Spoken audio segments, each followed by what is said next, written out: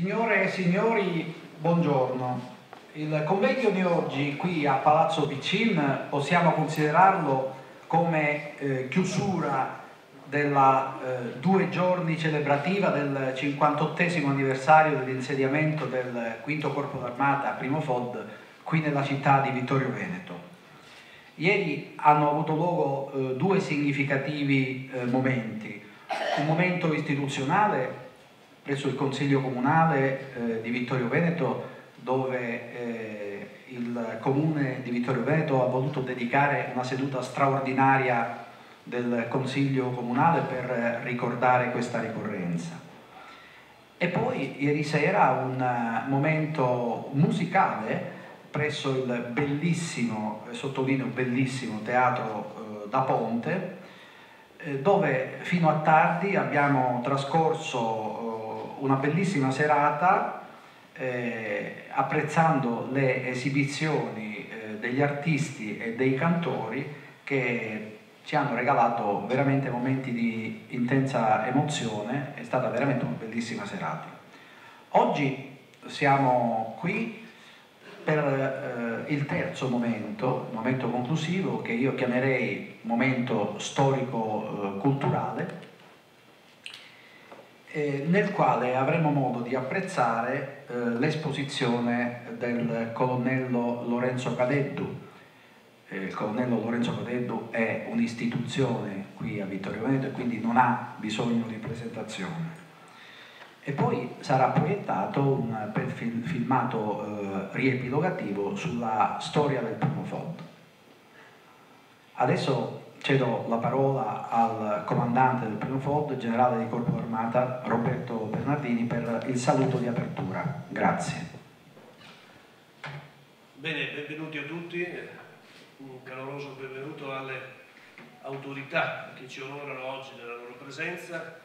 Saluto quindi nuovamente il sindaco di Vittorio Veneto, che è la massima autorità in sede ovviamente, il senatore Castro, il pro-sindaco di Treviso Gentilini, che è sempre molto vicino alle forze armate tradizionalmente, e questa è una patente che oramai gli è riconosciuta universalmente. Saluto il questore di Treviso, che anche lui ci onora della sua presenza, il generale Spinelli, che è un mio illustre predecessore e che quindi viene a come si dice, a farmi le bucce, a verificare se mi comporto bene ogni tanto, e io sono ben felice di poter usufruire dei suoi ammaestramenti. E poi tutti gli altri amici, la stampa se presente, le associazioni e tutti coloro che hanno voluto essere vicini a noi in questo momento. In questi tempi di grandi ristrettezze economiche, in cui abbiamo imparato veramente a gestirci al minimo delle risorse disponibili, abbiamo comunque voluto organizzare questi 3 eventi, che sono veramente a costo zero, devo dire, perché l'amministrazione comunale ci è venuta incontro e ci ha offerto la possibilità di tenere questo consiglio comunale straordinario ieri, che non è costato niente a nessuno, né a noi né a loro, ma che ha rappresentato un momento importante invece nei rapporti tra il Primo FOD e la città di Vittorio Veneto, perché in quella sede noi abbiamo espresso il nostro ringraziamento e il nostro apprezzamento per come la città di Vittorio Veneto ha accolto il Quinto Corpo d'Armata e poi il Primo FOD in questi 58 anni, e loro ci hanno espresso a loro volta il loro ringraziamento e il loro apprezzamento per come questo comando si è posto nella realtà di Vittorio Veneto e per come da qui ha potuto gestire in tanti anni quella che era la fetta di guerra fredda che ci spettava durante il periodo appunto della guerra fredda. Come dicevo ieri, da questo comando sono passati migliaia, mi aiuta il generale Minetti, che ringrazio per la sua presenza e che ha lavorato in questo comando, migliaia di ufficiali, probabilmente sì, ma da questo comando sono stati gestiti milioni di soldati che hanno svolto il servizio militare nel nord-est, in questa terra veneto-friulana che è sempre stata così generosa e che ci ha sempre così affettuosamente accolto e supportato e sopportato in tanti anni. Non dimentichiamoci che nel Veneto Friuli c'era una presenza militare veramente significativa e importante, che probabilmente poteva creare anche qualche problema a livello sociale, a livello di popolazione. Non c'è mai stato nessun problema, le popolazioni veneto-friulane ci hanno sempre accolto in maniera eccellente e di questo anche noi rendiamo atto a questo popolo del nord-est che ci è stato sempre molto vicino.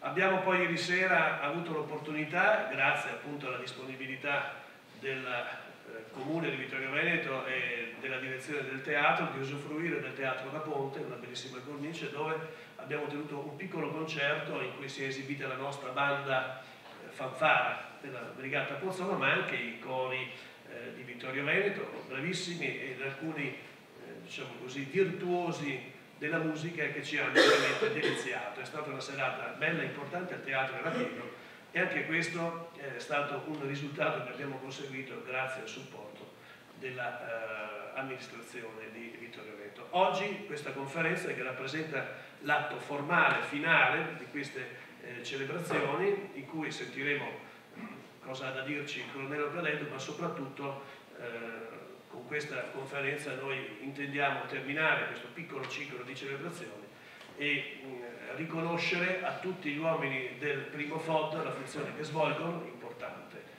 nell'ottica di tenere sempre presente qual è il compito che noi in questo periodo stiamo assolvendo. È un compito, devo dire, significativo, sensibile e molto importante, perché stiamo gestendo da questo comando 4 delle brigate più impegnate dal punto di vista operativo in tutti i teatri. Proprio ieri sera, e lo dicevo anche al teatro, è terminato il rientro del comandante del contingente della brigata paracadutisti e dei reparti della brigata Ariete che costituivano il contingente che ha gestito l'Afghanistan in questi ultimi 6 mesi.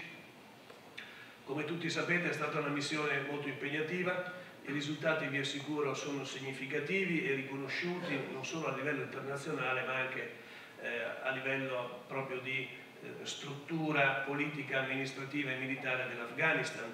Noi abbiamo mandato lì negli ultimi 6 mesi 2 grosse componenti, la componente basata sulla brigata paracadutisti, il PRT, che è la funzione di ricostruzione, diciamo, di Herat, che era gestito dal reggimento di artiglieria della brigata Ariete, l'11° reggimento della brigata Ariete, che era una task force di manovra impegnata lì, e in più l'OMLT, che è quella organizzazione che abbiamo messo in atto per la, diciamo così, ricostruzione delle istituzioni militari in Afghanistan, quindi questa componente di circa 250 addestratori, gestiti, organizzati e addestrati dal nostro FOD per questa mandata, che hanno svolto la loro azione addestrativa in Afghanistan con dei grandi risultati. Purtroppo abbiamo avuto, come tutti sapete, delle perdite significative. Nel corso del mese di luglio abbiamo perso 3 uomini in varie vicissitudini. Proprio recentemente, purtroppo, per un tragico incidente abbiamo perso altri 3 soldati, quindi il prezzo che si deve pagare per questo ottimo lavoro a volte è significativo. E quindi a loro, a questi ragazzi, va veramente il nostro omaggio, tutto il nostro affetto alle loro famiglie.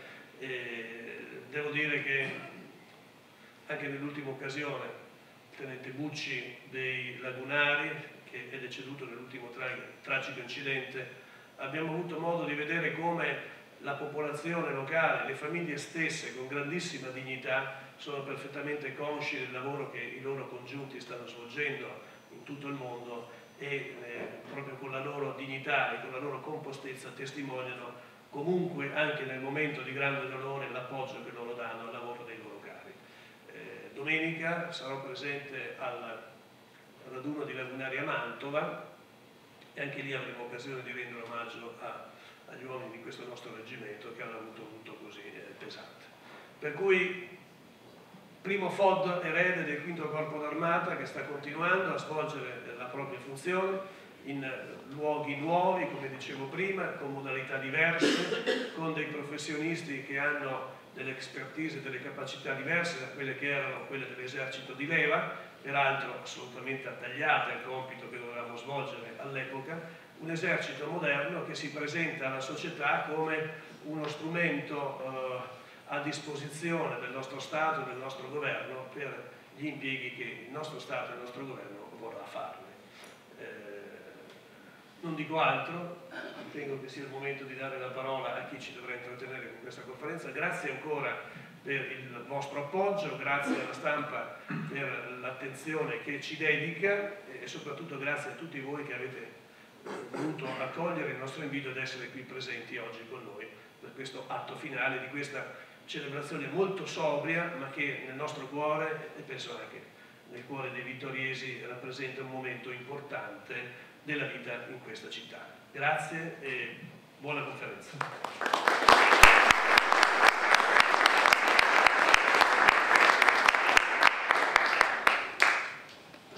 Come accennavo prima, il colonnello Cadeddu non ha bisogno di presentazione. Quindi leggere qui il suo lungo e ricchissimo curriculum potrebbe risultare addirittura, fra virgolette, offensivo per l'uditorio. Qualcuno potrebbe dirmi: ma come ti permetti di pensare che io non conosca le eccellenti qualità personali e di storico di Lorenzo Cadeddu? Per questo mi limiterò soltanto a ricordare che Lorenzo Cadeddu, oltre ad essere un collega e amico, è uno storico di primo ordine, nonché egli stesso figura storica del V Corpo d'Armata e primo fondo. È presidente del Centro Studi Storico-Militari sulla Grande Guerra, nell'ambito della quale negli anni 2004 e 2008 ha organizzato 2 convegni internazionali, Battaglia del Solstizio e Battaglia di Vittorio Veneto. Nel novembre del 2010 ha organizzato e diretto una giornata di studio sulla battaglia di El Alamein, per la quale la Presidenza della Repubblica si è compiaciuta di inviare un caloroso messaggio augurale. Nel 2004 ha fatto da guida al Presidente della Repubblica Ciampi nel suo viaggio della memoria e nel 1988 ha dato consulenza per la parte storico-militare al giornalista Bruno Vespa per la realizzazione del documentario I giorni della vittoria.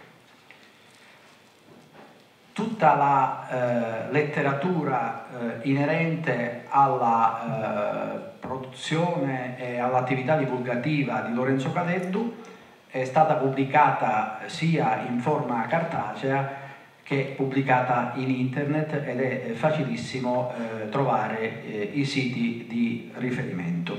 Adesso non mi resta che cedere la parola a Lorenzo Cadeddu. Grazie.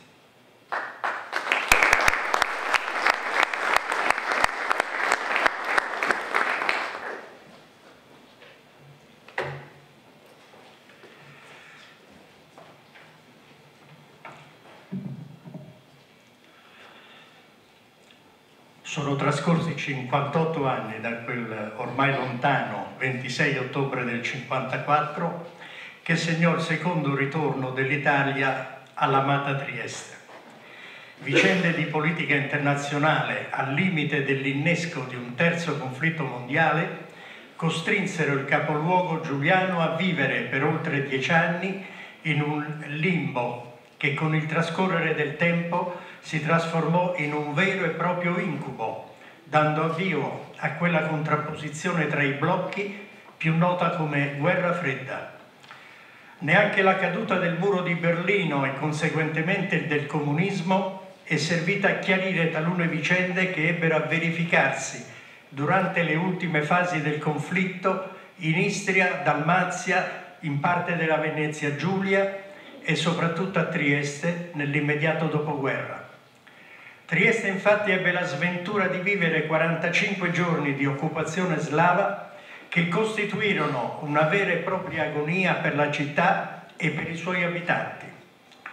Non sappiamo ancora oggi se e perché gli alleati, la cui prima divisione neozelandese del generale Freyberg era attestata a Monfalcone, lasciarono mano libera al nono corpus del maresciallo Tito per poi pentirsene amaramente, o se la situazione fosse loro sfuggita di mano e Tito, da quella volpe che era, fece in modo di poter sedere al tavolo della pace, rialzando sempre di più la posta in gioco.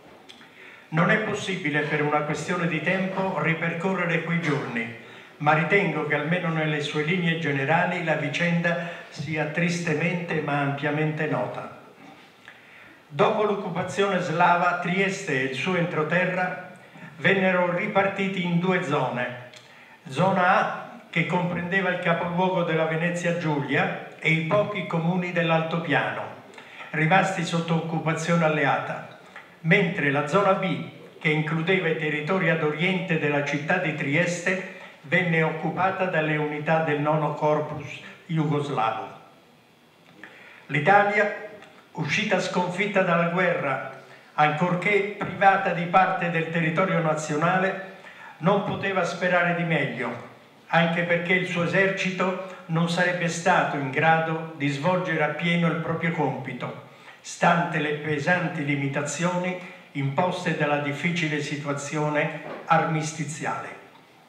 Pian piano però si tentò di ricostruire la compagine militare sulla base dei gruppi di combattimento che avevano preso parte alla guerra di liberazione a fianco di quegli alleati che presidiavano il nostro territorio. Il 28 settembre del 1946 si aprì a Parigi la conferenza di pace che il 10 febbraio del 1947 approvò la costituzione del cosiddetto territorio libero di Trieste, già zona A, posto sotto governatorato alleato. Non solo. La conferenza di pace tolse però all'Italia l'Etiopia, l'Eritrea, la Libia, ci obbligò a cedere alla Grecia il Dodecanneso, mentre alla Jugoslavia dovemmo cedere l'Istria, parte della Venezia Giulia. Alla Francia Briga e Tenda, e perdemmo anche la concessione cinese di Tientsin. In termini monetari fummo costretti a pagare danni di guerra per 100 milioni di dollari all'Unione Sovietica, 125 milioni alla Jugoslavia, 105 alla Grecia, 25 all'Etiopia e 5 all'Albania. Acuendosi la crisi militare tra Stati Uniti e Unione Sovietica, le condizioni militari furono dure, ma, considerata la situazione, non particolarmente pesanti. I limiti imposti furono per l'esercito non più di 250.000 uomini, compresi 65.000 carabinieri, per la Marina non oltre 22.500 uomini, per l'aeronautica 25.000 uomini. Oltre si intende a forti limitazioni sugli armamenti. Il trattato di pace entrò in vigore il 15 settembre dello stesso anno e quel giorno Lubiana, nel corso di una affollatissima manifestazione, giurò al maresciallo Tito che non avrebbe mai rinunciato a Trieste. Ed è in questo clima che la divisione Mantova venne dislocata in Friuli per essere schierata sul confine allorché le forze alleate avrebbero lasciato la penisola. Ed è la Mantova che con il 114° Reggimento di Fanteria e con il suo comandante in testa, il colonnello Gualano, che sarà anche capo di Stato Maggiore, che entrò a Gorizia nuovamente italiana. Era il 14 settembre del 1947. Per la Mantova iniziò così un lungo periodo, durante il quale si dimostrerà sentinella sicura, vigile e silenziosa sui nostri confini orientali. Centinaia di migliaia di giovani si avvicenderanno in questo compito e con loro si addestrarono migliaia di ufficiali e sottufficiali, molti dei quali trascorsero per intero la loro vita professionale alla frontiera orientale. Ma la Mantova non venne lasciata sola in questo compito. Man mano che la situazione politica interna e internazionale chiarirono situazioni e scopi, a questo compito si dedicarono molte altre grandi unità dai nomi carichi di gloria, come fra le tante grandi unità le divisioni Folgore e Ariete. Il 15 dicembre del 1947 cessò su tutto il territorio nazionale, ma con esclusione della zona A, il regime di occupazione alleato e conseguentemente le truppe anglo-americane rientrarono nei loro paesi. Il 1° gennaio del 1948, nonostante non fossero stati ancora restituiti agli affetti familiari circa 300.000 combattenti rinchiusi nei campi di prigionia, soprattutto dell'Unione Sovietica, entrò in vigore la Carta Costituzionale Repubblicana e il successivo 2 febbraio la nuova Italia sottoscrisse un patto di amicizia con gli Stati Uniti. Gli alleati seppero ripagare questo atto di amicizia con una dichiarazione tripartita con la quale dichiaravano l'Italia titolare della sovranità sulla zona A, auspicandone il ritorno all'Italia. Era il 20 marzo del 1948. La reazione di Belgrado fu violenta. Negli anni immediatamente successivi, l'accensione di nuovi scenari internazionali fecero passare in secondo piano il problema triestino. Le operazioni in Indocina e in Corea assorbirono tutta l'attenzione del mondo. In quella parte di Asia si giocavano la credibilità due paesi leader, Stati Uniti e Unione Sovietica. Qualcosa di importante però accadde. Il 4 aprile del 1949 l'Italia sottoscrisse a Washington l'adesione al Patto Atlantico, cedette a questa organizzazione alcune basi militari e inviò in Corea un ospedale da campo della Croce Rossa italiana. Nel 1950 però un brivido attraversò l'Italia tutta per l'acuirsi del problema italo-jugoslavo. Alla Camera dei Deputati l'onorevole Palmiro Togliatti propose la cessione di Gorizia alla Jugoslavia in cambio della piena sovranità dell'Italia su Trieste. Gorizia reagì in modo dignitoso ma deciso. L'intera popolazione scese in piazza. La Camera respinse la proposta. Tra alti e bassi si giunse al 1952, che è certamente l'anno dei più significativi avvenimenti. Il 20 marzo venne per la prima volta organizzata a Trieste una manifestazione di italianità per richiamare gli alleati all'attuazione di quanto previsto dalla dichiarazione tripartita sottoscritta dagli alleati stessi nel 1948. Sotto l'aspetto più squisitamente militare, v'è da dire che il 1 maggio dello stesso anno, per enucleazione dai comandi militari territoriali, vennero costituiti il 4° e il 5° Corpo d'Armata, grandi unità complesse con compiti operativi e addestrativi. Sotto quest'ultimo aspetto le forze dipendevano dallo Stato Maggiore dell'Esercito, mentre sotto il profilo operativo dipendevano dal comando delle forze terrestri alleate del Sud Europa per il tramite del comando designato della Terza Armata. Il 5° Corpo d'Armata venne costituito a Padova, posto agli ordini del generale Carlo Biglino.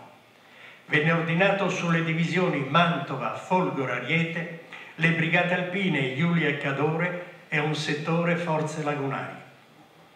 In quei giorni un tentativo di risoluzione del problema triestino fu intrapreso dal titolare del Foreign Office, il britannico Sir Anthony Eden, ma non andò a buon fine, non tanto per l'occupazione jugoslava in sé, quanto per le forti pressioni sovietiche sul maresciallo Tito affinché non accettasse alcun compromesso. Poiché verosimilmente il problema della piena sovranità sulla zona A sarebbe presto esploso in tutta la sua virulenza, lo Stato Maggiore dell'Esercito avanzò il comando del 5° Corpo d'Armata più a ridosso delle sue grandi unità dipendenti. Era il 30 settembre del 1952. Tra le diverse località ritenute idonee ad ospitare il grande comando venne preferita Vittorio Veneto, che oltre a soddisfare esigenze logistiche operative aveva un nome prestigioso nella storiografia militare. E Vittorio Veneto seppe ripagare questa presenza con tutto l'affetto di cui era capace. La situazione politica continuò però a ristagnare. Nell'agosto del 1952 il Presidente del Consiglio, l'onorevole Pella, con un forte discorso pronunciato a Venezia, ammonì gli alleati che l'Italia non avrebbe sottoscritto il Trattato della Comunità Europea di Difesa e minacciò anche di non prendere in considerazione alcuna cessione di base italiana alla NATO qualora l'Italia non avesse ottenuto precise assicurazioni circa i legittimi interessi su Trieste. L'atteggiamento deciso di Pella scatenò la violenta reazione del maresciallo Tito, che non si limitò a protestare ma dichiarò apertamente che se l'Italia fosse entrata in zona A, la Jugoslavia avrebbe considerato la cosa come un diretto attacco, riservandosi di inviare proprie truppe in zona A. La violenta reazione di Belgrado provocò in Italia una decisa presa di posizione, tanto che il 29 agosto il ministro della Difesa, Paolo Emilio Taviani, convocò il capo di Stato Maggiore dell'Esercito, il generale Giuseppe Pizzorno, comunicandogli la decisione del governo di adottare misure militari preventive in corrispondenza della frontiera tra Italia e Jugoslavia. Immediatamente venne intensificata l'attività informativa in corrispondenza della frontiera, con conseguente raffittimento della rete di vigilanza, e quale primo provvedimento venne spostato da Palmanova sul Carso triestino il 4° reggimento di cavalleria blindata a Genova. Contestualmente venne studiato e preparato un piano per l'occupazione di sorpresa della zona A, presidiata dalle truppe alleate. Considerata la minaccia del maresciallo Tito, questo era l'unico modo possibile per costringere gli alleati ad assumere apertamente una operazione di contrasto alle minacce jugoslave e quindi indirettamente una soluzione favorevole all'Italia. Questa azione di sorpresa avrebbe anche salvaguardato gli alleati dalle possibili accuse che certamente Mosca avrebbe mosso accusando gli Stati Uniti di essere comunque conniventi con l'Italia.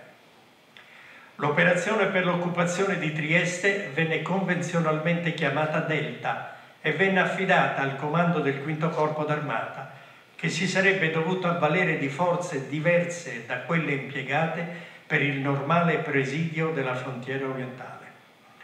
Per questa esigenza il comandante del V Corpo d'Armata disponeva già delle divisioni di fanteria Mantova e Folgore, della divisione corazzata Ariete, delle brigate alpine Giulia e Cadore e di supporti quali i reggimenti di cavalleria Genova e Novara, i reggimenti di artiglieria 3° e 41°, il 5° battaglione mortai da 81, il 5° battaglione pionieri, il 5° battaglione genio collegamenti, 3 battaglioni pionieri del resto.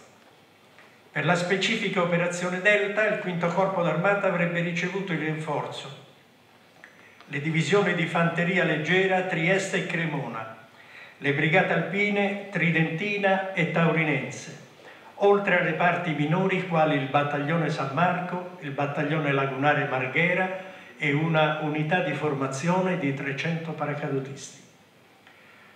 Andando pian piano allentandosi la tensione, il 14 settembre il governo ordinò la graduale smilitarizzazione della frontiera. Solo il 4° Genova Cavalleria venne tenuto in posizione avanzata a ridosso di Monfalcone. Il 16 ottobre, a seguito di una nota bilaterale anglo-americana che confermava la legittimità dei diritti italiani sulla zona A, la tensione tra Italia e Jugoslavia tornò a salire e questa volta raggiunse l'apice. Il ministro della Difesa ordinò la mobilitazione al confine di tutte le forze disponibili e di provvedere al richiamo di 13.000 militari degli scaglioni in congedo da impiegarsi con le forze di copertura. Di questi 3.000 appartenevano alla categoria degli specializzati. Il 20 ottobre iniziò il trasferimento delle unità della divisione Cremona e delle brigate alpine Taurinense e Tridentina ad est della linea del tagliamento. Il compito affidato al V Corpo d'Armata non era facile. La difficile situazione, oltre a richiedere una particolare prudenza, postulava l'adozione di provvedimenti che coniugassero il più razionale schieramento del cosiddetto settore di copertura con la salvaguardia della segretezza dei piani NATO per la difesa della frontiera ad est. A questo scopo venne studiato un piano volto a garantire l'inviolabilità della linea di frontiera, senza dar modo alla Jugoslavia di rendere la situazione ancor più difficile. Il comandante del V Corpo d'Armata, dopo aver valutato che l'esercito jugoslavo possedeva una capacità operativa limitata nel tempo e nello spazio e al massimo avrebbe potuto tentare limitati colpi di mano in alcune località più significative, ordinò il rafforzamento del pattugliamento della frontiera orientale, soprattutto nei pressi di Gorizia, che rappresentava allora un obiettivo di rilevanza politico-militare. Le possibili vie di comunicazione vennero presidiate, si provvide allo sbarramento anche delle vie tattiche a mezzo di presidi schierati a caposaldo il più avanti possibile e con un dispositivo scaglionato in profondità. Occorre precisare che per la specifica esigenza il V Corpo d'Armata venne posto alle dirette dipendenze dello Stato Maggiore dell'Esercito, sganciato cioè dal comando delle forze terrestri alleate del Sud Europa e dal comando designato della Terza Armata. Il concetto d'azione del generale Biglino prevedeva la ripartizione dello scacchiere operativo in 3 settori. Il primo da Tarvisio al Monte Lubia, presidiato dalla Brigata Alpina Giulia, rinforzata da un battaglione del 7° Reggimento Alpini e da un gruppo di artiglieria da montagna della Brigata Cadore. Il secondo da Montelubia al torrente Vipacco, presidiato dalla Divisione Mantova, rinforzata dal 182° Reggimento Corazzato Garibaldi e dal 13° Battaglione Mobile dei Carabinieri. Il terzo dal torrente Vipacco al mare, assegnato alla Divisione Folgore e rinforzato dal Battaglione Lagunari San Marco. Al Genova Cavalleria si aggiunse un gruppo squadroni carri del Reggimento Lancieri di Novara, che venne schierato nella zona Cormons-Capriva. In riserva vennero tenuti i reggimenti della divisione corazzata Ariete. La situazione che si era venuta a creare era veramente esplosiva e andava affrontata con determinazione, ma nel contempo con cautela. Si diede subito avvio ai lavori di fortificazione campale, compresa la posa in opera dei reticolati e dei campi minati. Venne attivato il piano delle interruzioni e si provvide allo sgombro del campo di vista e tiro. Il 20 ottobre iniziarono ad affluire le unità della divisione Cremona e della Brigata Tridentina, che avrebbero costituito la riserva del V Corpo d'Armata. Ad essi, quali aree di schieramento, vennero assegnate rispettivamente la pianura attorno a Palmanova e la zona di Tarcento. Per il completamento delle unità il governo, con un apposito decreto, autorizzò il richiamo in temporaneo servizio di 294 ufficiali, 525 sottufficiali, 12.380 militari di truppa, oltre al trattenimento alle armi di tutto il primo contingente della classe 1931. Per questa esigenza il V Corpo d'Armata, in particolare la sua organizzazione logistica, dovette far fronte ai bisogni quotidiani di un complesso in stato d'allarme forte di 70.000 uomini e 2.500 quadrupedi. Questo stato di allarme venne convenzionalmente chiamato esigenza T, dove evidentemente quel T stava per Trieste. Era certamente un banco di prova per il nuovo esercito italiano, sia sotto il profilo della dottrina che degli ordinamenti in vigore. Il dispositivo delle unità organiche al V Corpo d'Armata e di quelle assegnategli diedero allo Stato Maggiore la misura di ciò che si sarebbe dovuto fare per blindare la frontiera d'est. Paradossalmente, ma non troppo, si può dire che quell'ammassamento di forze era nettamente superiore a quello che Mussolini inviò nel 1934 alla frontiera con l'Austria per dissuadere Hitler dall'annettersi la regione. L'operazione fu caratterizzata da immediata assunzione dello schieramento, dalla prontezza e regolarità nei movimenti effettuati sia per ferrovia che per via ordinaria e soprattutto nell'afflusso e nel deflusso delle unità esterne all'area di interesse del V Corpo. Per quanto aveva attinenza con il richiamo del personale, sia quello in licenza che quello della categoria in congedo, questo diede dei risultati veramente sorprendenti e venne portato a termine nei tempi previsti. Scrisse a questo proposito il generale Biglino, nella sua relazione conclusiva sulla vicenda. La necessità di mantenere i reparti di copertura al 100% degli organici poteva sembrare, prima dell'esigenza T, un'affermazione teorica, espressione di desiderio più che di meditato giudizio. Oggi, dopo una così probante esperienza, l'affermazione non è più valida, in quanto non è sufficiente mantenere i reparti al 100% degli organici di pace, ma occorre completare le unità sugli organici di guerra, o quantomeno completare gli organici di pace fino a raggiungere il 100%, altrimenti si rischia di compromettere la sicurezza del Paese. La valutazione del comandante del V Corpo d'Armata ovviamente era riferita alla situazione conflittuale di allora tra Italia e Jugoslavia, quando cioè era necessario non solo avere il tempo, ma soprattutto le forze per chiudere la porta di casa. Sul piano morale, la proclamata esigenza T fu una vera e propria entusiasmante sorpresa per tutti. Il personale richiamato, come ho già detto, affluì ai centri di presentazione nei limiti temporali previsti, e cioè il 10% entro il primo giorno, il 55% entro il secondo e il 100% entro il terzo giorno. Nessuno mancò alla chiamata alle armi, né tra gli operai metalmeccanici invitati dai sindacati di fabbrica della Fiat e della Lancia a non rispondere alla chiamata, né tra i giovani della Brigata Alpina Tridentina, prevalentemente altoatesini, nonostante alcune provocazioni messe in atto a Merano da gruppi filo-austriaci. Lo spirito di ufficiali e sottufficiali era pienamente motivato e in pochi giorni si ebbe la certezza che i reparti, se messi alla prova del fuoco, avrebbero risposto con pieno rendimento. Mentre sul piano squisitamente militare era in pieno svolgimento il presidio della frontiera orientale, in Estremo Oriente si acuiva la crisi tra Stati Uniti e Corea. A Trieste però accadde qualcosa che doveva comunque lasciare il segno. Tra il 4 e il 6 novembre la città pianse 6 morti e 77 feriti, vittime dei proiettili della polizia britannica del maggiore Williams.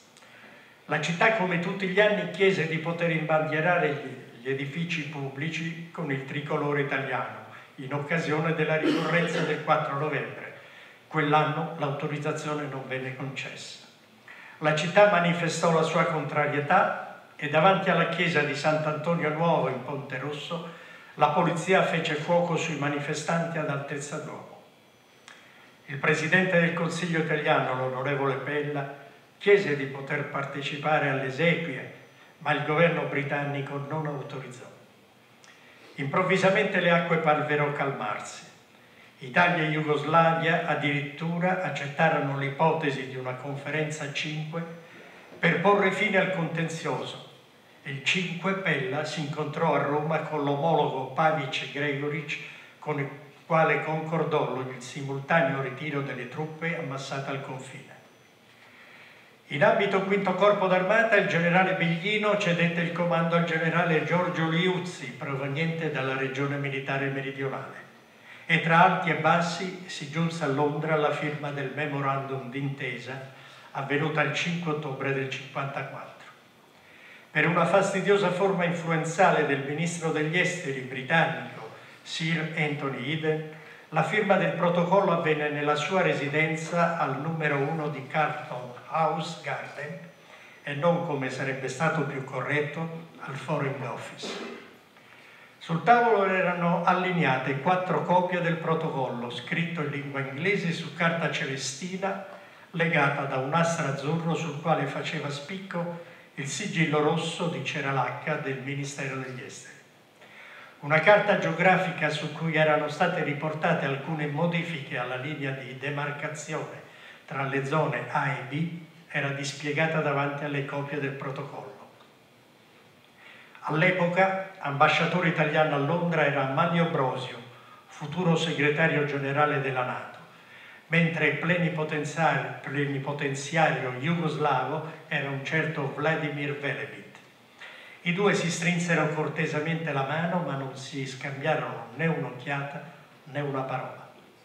Secondo il protocollo dell'epoca in materia di precedenze, veniva seguito l'ordine alfabetico dei plenipotenziari, per cui il primo a firmare fu il nostro Brosio, poi il britannico Harrison, quindi lo statunitense Thompson e infine l'ambasciatore Velebit. Appena avuta notizia della firma del memorandum, il Consiglio dei Ministri, riunito sotto la presidenza dell'onorevole Scelba, designò il prefetto Giovanni Palamara quale commissario civile per la zona A e il generale Edmondo De Renzi quale comandante delle forze di occupazione. Il generale De Renzi l'11 ottobre del 1954 aveva sostituito il generale Liuzzi nell'incarico di comandante del V Corpo d'Armata. La scelta era caduta sul generale De Renzi, che rivestiva il grado di generale di divisione, in quanto non solo era il sottocapo di Stato Maggiore della Forza Armata, ma era stato capo della delegazione militare italiana per la delimitazione del confine italo-jugoslavo. Il generale Liuzzi invece assunse la carica di capo di Stato Maggiore dell'esercito. Il 6 ottobre il britannico e più che scorbutico generale Winterton, governatore militare del capoluogo giuliano, confermò via radio agli abitanti della zona A l'avvenuta firma del memorandum e, memore di quanto era accaduto l'anno precedente, autorizzò l'esposizione del tricolore italiano su tutti gli edifici pubblici. Lo stesso giorno il generale De Renzi si recò al castello di Duino, dove discusse con lo Stato Maggiore alleato le modalità per il trapasso dei poteri. La delegazione italiana era costituita, oltre che dal generale De Renzi, dal plenipotenziario dottor Fracassi, dal prefetto Vitelli e da una serie di ufficiali dello Stato Maggiore del V Corpo. Attorno alla zona A, intanto, in attesa del fatidico 26 ottobre, cominciarono ad attestarsi reparti militari che avrebbero dovuto sostituire gli alleati nell'occupazione della città. Per la specifica esigenza venne costituita una unità di formazione del rango di brigata che assunse la denominazione di Raggruppamento Trieste. L'unità, posta agli ordini del generale Mario Gianani, comandante della fanteria della divisione Trieste, inquadrava l'82° reggimento motorizzato Torino di stanza a Forlì, l'8° reggimento Bersaglieri di stanza a Pordenone, il 4° reggimento Genova Cavalleria di stanza a Palmanova, il 21° reggimento di artiglieria di stanza a Bologna, il 5° battaglione Genio Collegamenti di stanza a Codroipo, oltre ad unità del supporto logistico. Da Venezia la seconda divisione navale con i caccia, grecale, granatiere e artigliere e con l'incrociatore Duca degli Abruzzi avrebbe riconsegnato all'Italia le acque territoriali del Golfo Giuliano, mentre dall'aeroporto di Strana i velivoli del secondo stormo avrebbero preso possesso dello spazio aereo. Il 26 ottobre il quotidiano Il Piccolo, che mancava dalle edicole dal lontano 2 maggio 1945, salutò i reparti del V Corpo con questo titolo: Benvenuti soldati d'Italia. Erano previsti per quel giorno alcuni atti di cerimoniale tra le truppe britanniche e quelle italiane. Come è facilmente intuibile, le truppe italiane giunsero in piazza dell'Unità d'Italia con 2 ore di ritardo sui tempi previsti, stante il muro di folla che ostacolava il movimento. Il generale Winterton non ebbe la pazienza di attendere e, imbarcatosi sull'ammiraglia, fece rotta su Malta. Appena giunto in piazza, il generale De Renzi, dal balcone del governatorato, l'attuale prefettura, pronunciò un vibrante discorso, assunse i poteri in nome del popolo italiano e quindi si procedette all'alzabandiera. Ad un atto i triestini non assistettero, atto che tutto sommato era il più rilevante della giornata, certamente il più significativo. Alle ore 5:20, sotto una pioggia battente, l'82° reggimento di fanteria Torino, attraverso la rotabile dell'altipiano, iniziò a dispiegarsi lungo i valichi di confine con la Repubblica Socialista di Jugoslavia, Precenicco, Fernetti, Pese, Caresana, Rabugliese, Lazzaretto. La notizia per il ricongiungimento di Trieste all'Italia fu solo adombrata dalla notizia di un violento nubifragio che, abbattutosi sul Salernitano, provocò oltre 200 morti, migliaia di feriti e senza tetto. Il 4 novembre successivo, 36esimo anniversario della vittoria, a Trieste giunse il Presidente della Repubblica Luigi Einaudi, salutato dalle artiglierie prodiere delle unità dell'8ª Divisione Navale che con i caccia Libra, Cassiopea e con la nave Scuola Vespucci erano andate ad unirsi in porto alle unità della 2ª Divisione. Prima della solenne parata militare, il Presidente della Repubblica decorò di medaglia d'oro al valor militare il gonfalone del capoluogo Giuliano per l'italianità dimostrata dai suoi cittadini dal 1848 al 1947. Lo sfilamento dei reparti venne aperto dal comandante del V Corpo d'Armata, seguito dal comandante della Brigata Trieste. Con il ritorno dell'Italia a Trieste si chiude una delle pagine più significative della storia d'Italia, dell'esercito, del V Corpo d'Armata, che meritano di essere conosciute anche dalle più giovani generazioni, perché ben rientrano tra gli avvenimenti che questo 150° anniversario dell'Unità d'Italia deve ricordare con particolare orgoglio. E qui termina la storia di passione e redenzione di Trieste. E vorrei terminare questa pagina ricordando una frase che un ignoto soldato britannico ha lasciato incisa a punta di baionetta in una delle tante guerite della fortezza di Gibilterra. Così ha scritto l'ignoto Amano. Quando il popolo ha paura, prega Dio e chiama l'esercito. Quando la paura passa, si dimentica di Dio e si scorda dell'esercito. Grazie.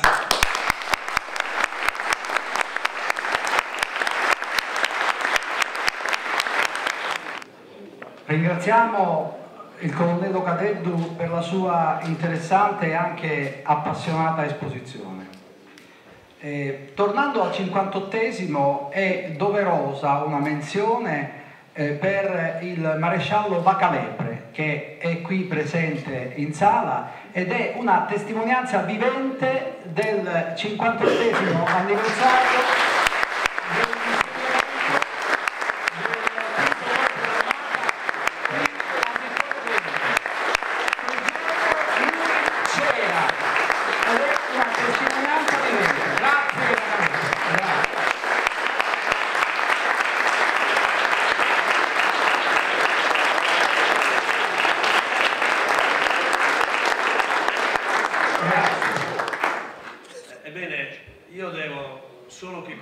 ma non c'erano dubbi con il colonnello Cadeddu, che invito a venire qua con me, perché è riuscito in un compito molto difficile, che è quello di rendere emozionante la descrizione di fatti storici che tutto sommato per la maggior parte dei nostri giovani sono molto lontani, anche per me, perché io nel 52-53 avevo poco più di un anno, per cui non fanno parte della mia storia. Però questa emozione ce l'ha fatta vivere tutta, perché momento dopo momento, frase dopo frase, ci ha riportato a quello che è stato l'albore dell'impegno del V Corpo d'Armata in quest'area. E soprattutto abbiamo capito molto bene quanto pregnante e, diciamo così, congiunto fosse l'impegno del V Corpo d'Armata nella salvaguardia non solo delle frontiere ma anche della italianità di queste nostre terre, per cui è la nostra matrice che noi abbiamo mantenuto, e come dicevo prima nei contatti con Vittorio Veneto questo emerge sempre. Il V Corpo d'Armata è nello spirito delle popolazioni del nord-est ed è una grossa componente della nostra organizzazione militare, non solo ma anche della nostra Italia. Tu sei riuscito a darci questa emozione, io l'ho vissuta personalmente, devo dire, e quindi ti ringrazio a nome di tutti per questo bellissimo momento, non solo di storia, che hai saputo darci. Un applauso.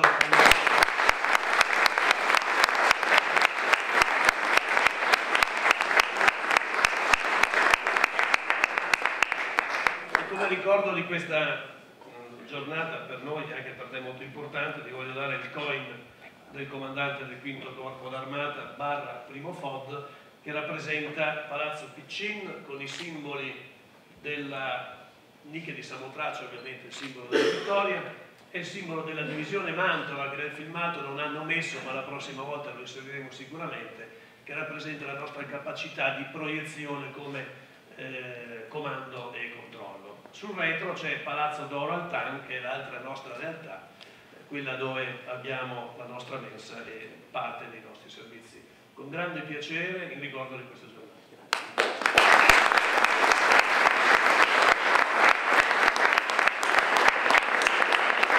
Concludo dicendo che il filmato non voleva assolutamente essere autocelebrativo.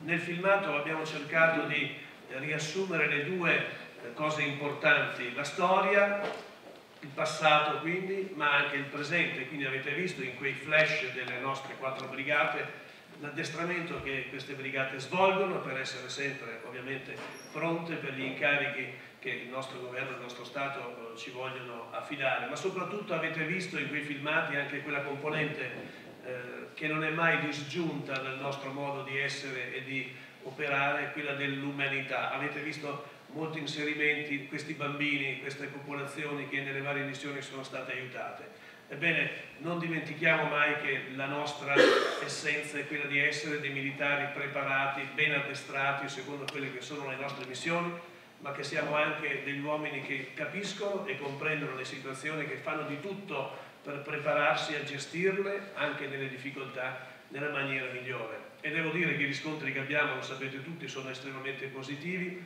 I nostri soldati non sono solo degli uomini addestrati alle armi, ma sono delle persone addestrate anche a svolgere delle missioni molto, diciamo così, più diversificate e importanti, che sono le missioni di pace.